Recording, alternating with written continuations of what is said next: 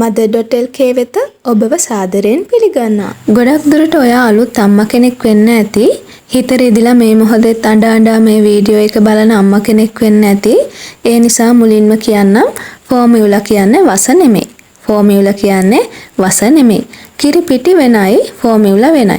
Formula කියන්නේ ලදරුවන්ට විශේෂයෙන් නිසි ප්‍රමිතියෙන් හදන ලදරු ආහාරයක්. කිරි මදිව හෝ බබා කිරි උරන්නේ නැතිව ඉඳලා කිරි අඩු වුණ අම්මලා හෝ මොනම විදිහකට හරි ඔයාගේ බබාට ෆෝමියුලා එකක් නිර්දේශ වුණා නම් ඔයා බය නැතිව ඒක දෙන්න. මොකද ෆෝමියුලා කියන්නේ වස නෙමෙයි. ඔයාගේ වටේ ඉන්න පිරිස ඔයාට අනේක විද කතා කියයි.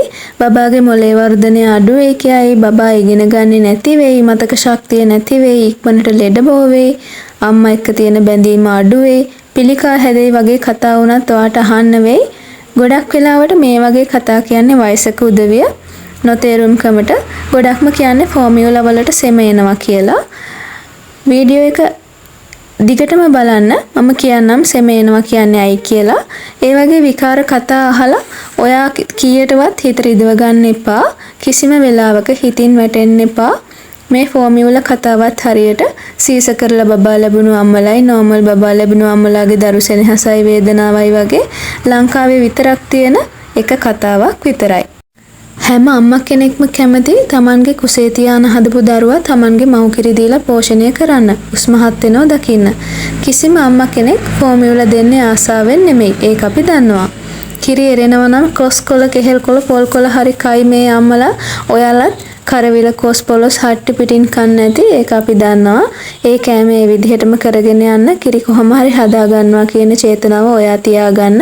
අනිවාර්යෙන්ම ඔයාට කිරි තියෙනවා. ඒ වගේ අම්මෙකුට හිත රිදෙන කතා කියන අය ඇත්තටම ලැජ්ජා වෙන්න ඕනේ.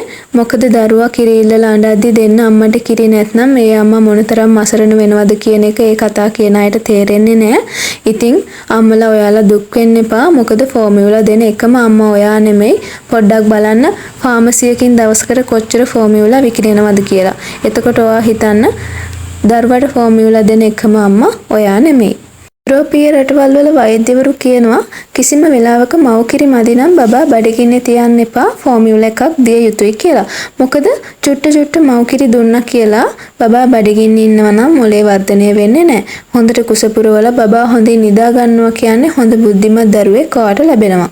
ජපානයේ වගේ රටවල දවස් 5ක් යනකම් බබාව අම්මට දෙන්නේ නැහැ.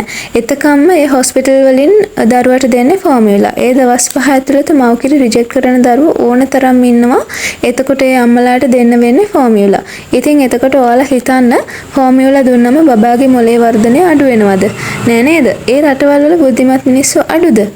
මව්කිරි බොන හැම දරුවම කැම්පස් යනවද? හිතන්න ෆෝමියුලා විතරක් බීපු ඉහළ රැකියාවල් කරන උගත් මිනිස්සු කොච්චර ඉන්නවද? ඔයා කීයටවත් එහෙම හිත වද වෙන්න එපා අම්මා. මව්කිරි විතරක් බීපු ළමයි පුනරුත්ථාපන කඳවුරු වලත් ඉන්නවා.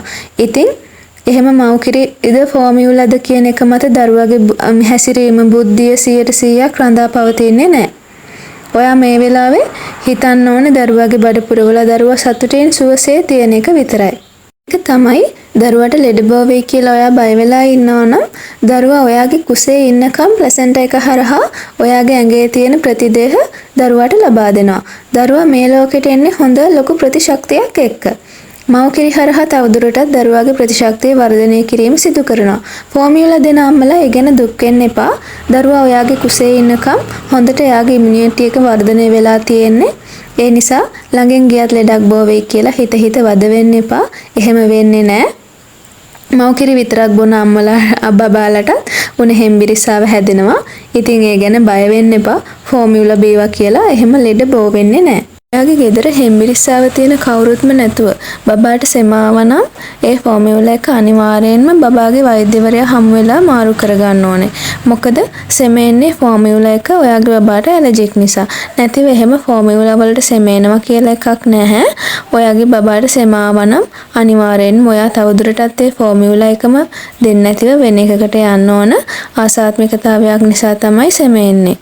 දරුවව ආදරෙන් සතුටින් තුරුල් කරන් දරුවට කිරි දෙන්න ස්වභාවික පීයුරට සමාන බෝතලයක් තියෙනවා නම් වඩාත් හොඳයි. දරුවට හොඳින් ගුඩුස් යවලා එයාව නිදි කරවන්න. හරියට ගුඩුස් යනවා නම් බබාගේ බඩේ ප්‍රශ්න එන්නේ නැහැ. දරුවව සතුටින් තියන්න, එයාව ආදරෙන් සිප ගන්න, තුරුල් කරගන්න, කතන්දර කියලා දෙන්න, කවි සින්දු කියලා දෙන්න, එයාත් එක්ක සෙල්ලම් කරන්න. ඔයාගේ බබා දවසක ඔයාට කියයි මේ ලෝකේ ඉන්න හොඳම අම්මා ඉන්නේ මට කියලා. කිරිදෙන විදියෙන් අම්මගේ දරුවාගේ බැඳීම ආදරය කීයටවත් තීරණය කරන්න එපා.